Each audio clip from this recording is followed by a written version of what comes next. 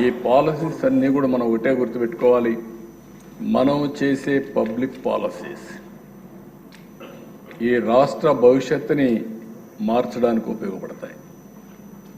ఆ రోజు ఒక్క ఐటీ పాలసీ, ఇదే మరిగా డబ్బులు కూడా ఎక్కువ ఖర్చు పెట్టలేదు. ఆ రోజు పాలసీ ఇచ్చాం, ఇంజనీరింగ్ కాలేజీలు వచ్చాయి, ఇన్ఫ్రాస్ట్రక్చర్ క్రియేట్ చేశాం.